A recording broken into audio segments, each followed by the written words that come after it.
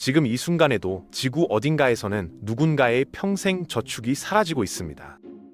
어제까지만 해도 빵 한 개를 살 수 있던 돈이 오늘은 휴지 조각 취급을 받는 나라들이 실제로 존재하거든요. 반대로 어떤 나라의 화폐는 금처럼 대접받으면서 전 세계 사람들이 조금이라도 더 갖고 싶어하는 돈이 됩니다. 둘 다 그냥 종이에 잉크 묻힌 건데 도대체 왜 이런 차이가 날까요? 미국 달러 지폐 딱 한 장과 베트남 동화 25,000장이 같은 가치를 가진다는 게 말이 되나요? 왜 나라마다 돈의 가치가 이렇게 천지 차이인 걸까요? 이제 해외여행을 준비한다고 생각해보세요. 공항 환전소에 서서 환율표를 보면 숫자가 매일 바뀝니다. 오늘은 1달러에 1,300원이던 게 내일은 1,350원이 되어 있고, 일본에 가면 만원이 겨우 1,000엔이 되는데 동남아에 가면 같은 돈으로 수십만 동, 수십만 루피아를 받게 됩니다. 단 하루 만에 돈의 가치가 왜 이렇게 출렁이는 걸까요? 1달러가 어떤 나라에서는 큰 돈인데 다른 나라에서는 껌 하나도 못 사는 이유는 뭘까요? 이 많은 숫자들은 도대체 무슨 기준으로 정해지는 걸까요? 사실 이것들은 우연이 아니라 아주 명확한 경제 원리가 작동한 결과입니다. 오늘은 이 이야기를 풀어보겠습니다. 옛날에는 돈이 훨씬 단순했습니다. 금본위 제도라는 게 있었는데 말 그대로 금이 돈의 가치를 보장해주던 시스템이었거든요. 예를 들어서 미국 정부가 1달러짜리 지폐를 찍어낼 때마다 금고 안에 일정량의 금을 보관해놨던 겁니다. 그러니까 사람들이 언제든 은행에 가서 지폐를 금으로 바꿀 수 있었죠. 이 시스템의 장점은 정부가 함부로 돈을 찍어낼 수 없다는 거였습니다. 금이라는 실물 자산이 뒷받침되니까 화폐 가치가 안정적이었고 국가 간 환율도 크게 흔들리지 않았거든요. 하지만 세계 경제가 커지면서 문제가 생기기 시작했습니다. 전쟁이 터지면 엄청난 돈이 필요한데 금은 한정되어 있으니까 속수무책이었던 거죠. 1차 세계대전 때부터 금 본위 제도가 흔들리기 시작했고 2차 세계대전을 거치면서 완전히 붕괴 직전까지 갔습니다. 그러다가 1971년에 닉슨 대통령이 금태환 정지를 선언하면서 새로운 시대가 열렸죠. 이제 돈은 더 이상 금으로 바꿀 수 없게 됐고 정부가 이게 돈이야 라고 선언하면 그게 돈이 되는 법정화폐 시스템으로 완전히 넘어간 겁니다. 법정화폐는 본질적으로 아무 가치도 없는 종이 쪼가리입니다. 금이나 은 같은 귀금속으로 뒷받침되지 않거든요. 그런데 왜 우리는 이 종이를 귀하게 여길까요? 답은 간단합니다. 정부가 그렇게 정했고 사람들이 그걸 믿기 때문이죠. 이게 바로 신뢰의 경제학입니다. 한국은행이 찍어낸 5만원권 지폐는 사실 제작비가 몇백 원밖에 안 되지만 우리 모두가 그게 5만원의 가치를 갖는다고 믿으니까 실제로 5만원어치의 물건을 살 수 있는 거거든요. 여기서 중요한 포인트가 나옵니다. 법정화폐의 가치는 전적으로 수요와 공급에 달려있다는 겁니다. 많은 사람이 원하는 화폐는 가치가 올라가고 아무도 원하지 않는 화폐는 가치가 폭락하죠. 미국 달러가 전 세계에서 가장 강력한 통화인 이유는 모든 나라가 달러를 갖고 싶어 하기 때문입니다. 석유를 사려면 달러가 필요하고 국제 무역을 하려면 달러가 필요하고 안전자산으로 보관하려 해도 달러가 최고거든요. 수요가 엄청나니까 가치가 높을 수밖에 없는 겁니다. 반대로 베네수엘라 화폐를 생각해보세요. 2010년대 중반부터 베네수엘라는 정치적 혼란과 경제 실정으로 하이퍼인플레이션에 빠졌습니다. 물가가 한 달 사이에 몇 배씩 뛰어오르니까 국민들조차 자기 나라 돈을 믿지 않게 된 거죠. 시장에서 장을 보려면 돈다발을 수레에 싣고 가야 할 정도였습니다. 베네수엘라 사람들은 월급을 받자마자 바로 달러나 다른 외화로 바꾸려고 했고 결국 볼리바르의 가치는 완전히 붕괴됐거든요. 이게 바로 신뢰를 잃은 화폐의 최후입니다. 인플레이션 얘기가 나왔으니 좀 더 깊이 들어가 보겠습니다. 인플레이션은 쉽게 말해서 돈의 구매력이 떨어지는 현상이거든요. 작년에 10,000원으로 라면 5개를 살 수 있었는데 올해는 4개밖에 못 산다면 그게 인플레이션입니다. 왜 이런 일이 벌어질까요? 가장 흔한 원인은 정부가 돈을 너무 많이 찍어내는 거죠. 시중에 돈이 넘쳐나면 돈의 희소성이 떨어지고 그러면 같은 물건을 사는데 더 많은 돈이 필요하게 됩니다. 짐바브웨 이야기를 해볼까요? 1980년대만 해도 짐바브웨 달러는 미국 달러보다 가치가 높았습니다. 1 짐바브웨 달러가 1.35 미국 달러였거든요. 그런데 무가베 정부가 토지개혁을 무리하게 추진하면서 농업이 붕괴됐고 경제가 망가지기 시작했죠. 정부는 부족한 재정을 메우려고 돈을 미친 듯이 찍어냈습니다. 2000년대 들어서면서 상황이 걷잡을 수 없게 됐는데 2008년에는 인플레이션율이 연간 수억 %를 찍었거든요. 빵 한 개 가격이 아침과 저녁이 다를 정도였습니다. 결국 짐바브웨 정부는 100조 짐바브웨 달러 지폐까지 발행했지만 소용없었습니다. 그 지폐로 달걀 몇 개도 못 샀거든요. 2009년에 짐바브웨는 자국 화폐 사용을 포기하고 미국 달러와 남아프리카 공화국 랜드 같은 외국 돈을 쓰기 시작했죠. 최근에 다시 자국 화폐를 도입하려는 시도를 하고 있긴 한데 국민들의 신뢰를 회복하기는 쉽지 않아 보입니다. 이 사례가 보여주는 건 명확합니다. 인플레이션이 통제 불능 상태가 되면 그 나라 화폐는 휴지가 된다는 거죠.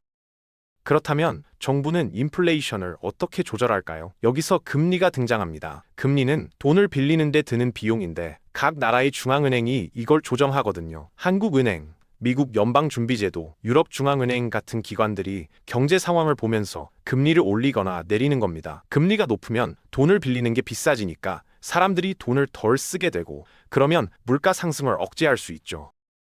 금리는 환율에도 엄청난 영향을 미칩니다. 이해를 돕기 위해 채권 투자를 예로 들어볼게요. 국채라는 게 있는데 정부가 발행하는 채권이거든요. 당신이 정부에 돈을 빌려주면 정부는 몇 년 뒤에 원금과 이자를 같이 돌려줍니다. 만약 한국 국채가 연 3% 이자를 주고 미국 국채가 연 5% 이자를 준다면 어떻게 될까요? 당연히 투자자들은 미국 국채를 사려고 할 겁니다. 미국 국채를 사려면 달러가 필요하니까 원화를 팔고 달러를 사게 되죠. 그러면 달러 수요가 늘어나서 달러 가치가 올라가고 원화 가치는 떨어지게 됩니다. 이게 바로 금리 차이가 환율에 미치는 영향입니다. 2022년부터 2023년 사이에 미국이 금리를 급격히 올렸을 때를 기억하시나요? 달러 가치가 치솟으면서 원화 환율이 1,400원대까지 갔었거든요. 전 세계 돈이 미국으로 몰려들었던 겁니다. 높은 이자를 받을 수 있으니까 투자자들이 너도 나도 달러로 갈아탔던 거죠. 신흥국들은 자국 통화 가치가 폭락하면서 큰 고통을 겪었습니다. 그런데 여기서 궁금증이 생기실 겁니다. 그러면 금리를 무작정 높이면 되는 거 아니냐고요? 문제는 금리가 양날의 검이라는 겁니다. 금리가 높아지면 기업들이 돈을 빌려서 사업을 확장하기가 어려워지거든요. 이자 부담이 너무 크니까 투자를 꺼리게 되고 그러면 경제 성장이 둔화됩니다. 개인들도 마찬가지예요. 주택담보대출 이자가 높아지면 집을 사는 사람이 줄어들고 건설업이 침체되죠. 실업률이 올라가고 경기가 얼어붙을 수 있습니다. 그래서 중앙은행의 역할이 정말 중요한 겁니다. 연준 의장 같은 사람들이 금리를 발표할 때마다 전 세계가 긴장하는 이유가 바로 이거거든요. 금리를 0.25%만 올려도 수조 달러가 움직이고 수백만 개의 일자리가 영향을 받습니다. 금리를 너무 낮게 유지하면 인플레이션을 잡을 수 없고 너무 높이면 경기를 죽일 수 있죠. 딱 적절한 지점을 찾아야 하는데 이게 정말 어려운 일입니다.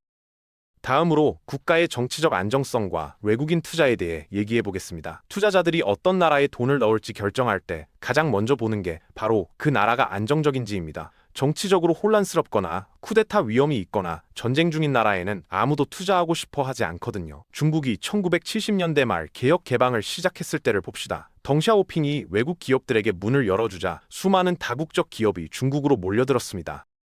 중국에 공장을 짓고 사업을 하려면 위안화가 필요했죠. 토지를 사야 하고 직원들 월급을 줘야 하고 각종 비용을 지불해야 했으니까요. 그러면서 위안화 수요가 폭발적으로 증가했고 중국 경제는 급성장했습니다. 외국인 투자가 몰려들면서 중국은 세계의 공장이 됐고 그 과정에서 위안화의 국제적 위상도 함께 올라간 겁니다. 지금은 위안화가 달러 다음으로 많이 쓰이는 무역결제 통화 중 하나가 됐거든요.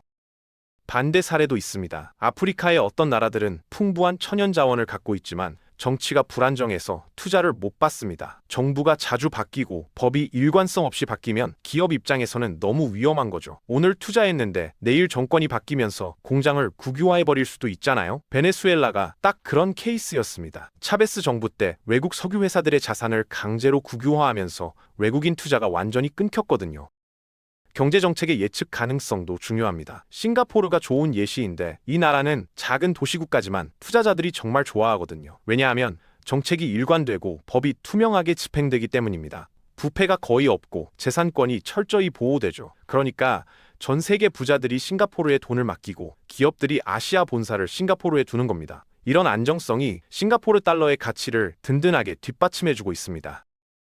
무역 수지도 화폐 가치에 결정적인 영향을 미칩니다. 한 나라가 수출을 많이 하면 외국에서 그 나라 돈이 필요하게 되거든요. 일본이 자동차를 미국에 팔면 미국 기업들은 엔화로 대금을 지불해야 하니까 달러를 팔고 엔화를 사게 됩니다. 이게 반복되면 엔화 수요가 늘어나서 엔화 가치가 올라가죠. 독일이 유럽에서 가장 강한 경제를 유지하는 이유도 수출 덕분입니다. 자동차, 기계, 화학 제품 같은 고품질 제품을 전 세계에 팔면서 유로화 수요를 만들어내거든요. 미국이 달러를 기축통화로 만든 가장 영리한 전략은 페트로달러 시스템입니다. 1970년대에 미국은 사우디아라비아를 비롯한 산유국들과 협상을 했는데 석유를 오직 달러로만 거래하기로 합의한 거죠. 그러면 어떻게 될까요? 전 세계 모든 나라가 석유를 사려면 무조건 달러가 필요하게 됩니다. 중국이 중동에서 석유를 수입하려 해도 달러가 있어야 하고, 인도도 마찬가지고 유럽도 마찬가지입니다. 이게 달러를 절대 권력의 자리에 올려놓은 겁니다. 달러 수요가 항상 보장되니까 미국은 사실상 돈을 무한정 찍어낼 수 있는 특권을 갖게 됐거든요. 다른 나라 같으면 돈을 많이 찍으면 화폐 가치가 폭락하는데 미국은 전 세계가 달러를 필요로 하니까 어느 정도 버틸 수 있는 겁니다. 물론 최근에는 사우디가 다른 통화로도 석유를 팔겠다는 이야기가 나오면서 페트로달러 체제가 흔들리고 있긴 합니다만 여전히 달러의 지배력은 압도적이죠. 반대로 수출할 게 별로 없는 나라들은 어떻게 될까요? 태평양의 작은 섬나라 투발루 같은 곳은 인구도 적고 산업도 없어서 수출품이 거의 없습니다. 그러니까 자국 화폐를 고집할 필요가 없는 거죠. 아예 호주 달러나 미국 달러를 공식 통화로 쓰는 게 훨씬 편합니다. 무역할 때마다 환전하는 번거로움도 없고 화폐 가치도 안정적이거든요. 환율을 아예 고정시켜버리는 나라들도 있습니다. 홍콩이 대표적인데 홍콩 달러는 미국 달러에 페그되어 있어서 7.8 홍콩 달러가 1 미국 달러로 고정돼 있거든요. 이 비율은 수십 년째 거의 변하지 않았습니다. 홍콩 통화청은 이 환율을 유지하기 위해 외환 시장에 계속 개입하죠. 홍콩 달러가 너무 강해지려고 하면 홍콩 달러를 풀어서 가치를 낮추고, 너무 약해지면 달러를 팔아서 홍콩 달러를 받아들입니다.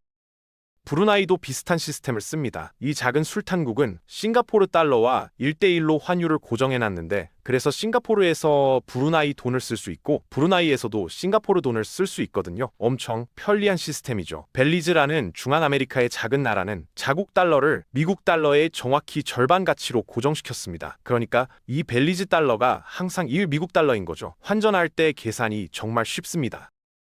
하지만 이런 고정환율 제도에는 위험이 따릅니다. 기준이 되는 통화가 흔들리면 자국 통화도 같이 흔들리거든요. 만약 미국 경제가 위기에 빠져서 달러가 약해지면 페그된 홍콩 달러도 자동으로 약해지는 겁니다. 그리고 고정환율을 유지하려면 중앙은행이 엄청난 양의 외환 보유고를 갖고 있어야 합니다.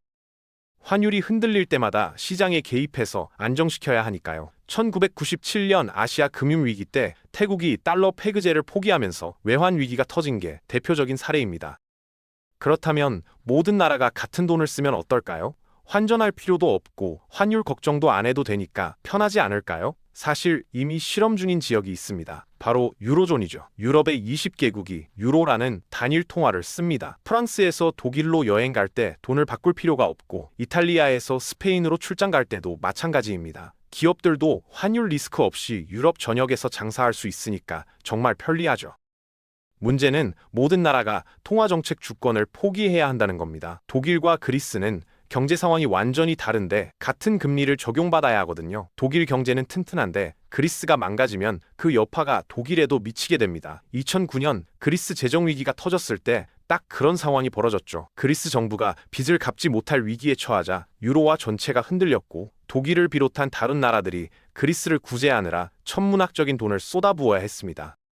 만약 전 세계가 하나의 통화를 쓴다면 어떻게 될까요? 한쪽에서 경제 위기가 터지면 전 세계가 동시에 흔들릴 겁니다. 어느 나라가 망하든 상관없이 살던 사람들도 갑자기 인플레이션을 겪을 수 있는 거죠. 지금은 한 나라의 문제가 그 나라 화폐에만 영향을 미치지만 단일 통화 시스템에서는 전염 효과가 즉각적으로 나타날 겁니다.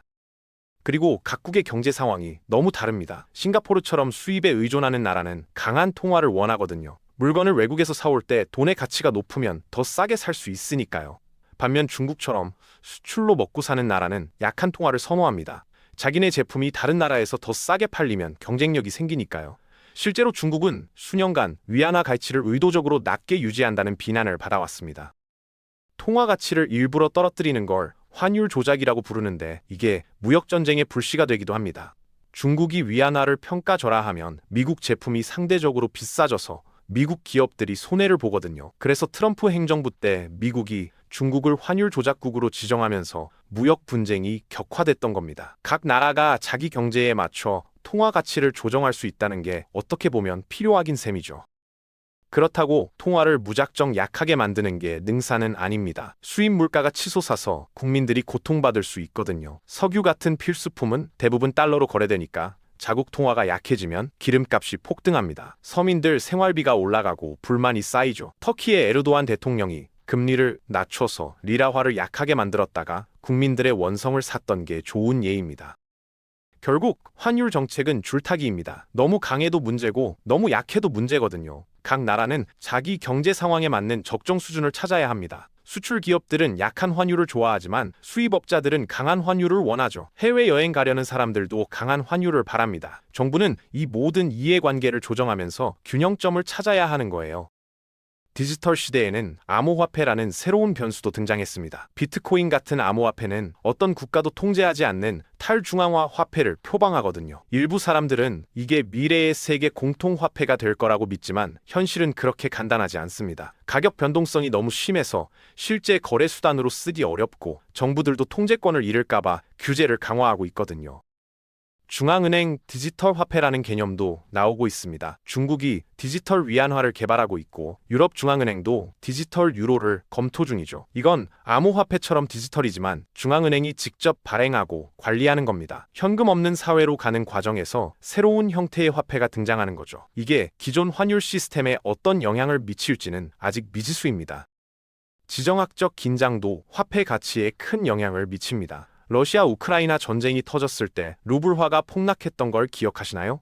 전쟁이 나면 투자자들이 그 나라에서 돈을 빼내려고 하니까 통화 가치가 급락하는 겁니다. 반대로 안전자산으로 여겨지는 스위스 프랑이나 일본 엔화는 국제 정세가 불안할 때마다 가치가 올라가죠. 사람들이 위험을 피해서 안전한 곳으로 돈을 옮기는 거거든요. 코로나 팬데믹 때도 극적인 환율 변동이 있었습니다. 초기에는 안전자산 선호 현상으로 달러가 급등했다가 각국 정부가 돈을 풀면서 통화 가치가 널뛰기 했죠. 한국은 방역을 잘한 덕분에 원화가 상대적으로 선방했지만 브라질이나 인도 같은 나라들은 통화 가치가 크게 떨어졌습니다. 팬데믹 대응 능력이 곧 통화 신뢰도로 이어진 겁니다. 앞으로 세계 경제가 어떻게 바뀔지 아무도 장담할 수 없습니다. 달러의 지배력이 계속될지 아니면 위안화나 유로가 새로운 기축통화로 부상할지 지켜봐야 하죠. 기후변화로 인한 경제적 충격도 각국 통화에 예측 불가능한 영향을 미칠 겁니다. 자원이 풍부한 나라와 그렇지 않은 나라의 격차가 더 벌어질 수도 있고요.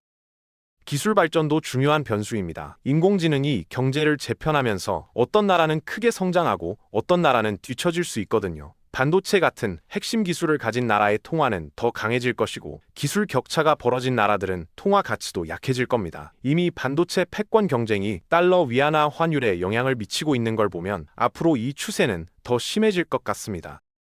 결국 화폐 가치는 그 나라의 종합적인 국력을 반영합니다. 경제력만이 아니라 정치 안정성, 기술력, 자원 인구, 교육 수준, 사회 시스템 등 모든 요소가 복합적으로 작용하거든요. 강한 나라의 돈은 강하고 약한 나라의 돈은 약한 게 당연한 이치입니다. 그리고 그 강함과 약함은 매일매일 환율 시장에서 실시간으로 평가받고 있죠. 이제 공항 환전소에 서면 전혀 다른 생각이 들 겁니다. 저 숫자들 속에는 각 나라의 경제정책과 무역 상황, 정치적 안정성이 모두 녹아있다는 걸 알게 됐으니까요. 원화가 강세를 보인다는 뉴스를 들으면 그게 수출 기업에는 어떤 의미인지, 해외여행을 계획 중인 사람들에게는 어떤 영향을 미치는지 이해할 수 있게 됩니다. 중앙은행의 금리 결정이 나오면 환율 시장이 어떻게 반응할지도 예측할 수 있게 되고요. 당신 지갑 속 10,000원짜리 지폐의 가치도 사실은 계속 변하고 있습니다. 국내에서는 항상 10,000원이니까 체감하지 못할 뿐이죠. 하지만 한국 경제가 튼튼해지고 기업들이 혁신하고 정부가 현명한 정책을 펼치면 그 10,000원의 국제적 가치는 올라갑니다. 환율을 안다는 건 결국 우리 경제를 이해한다는 것과 같습니다.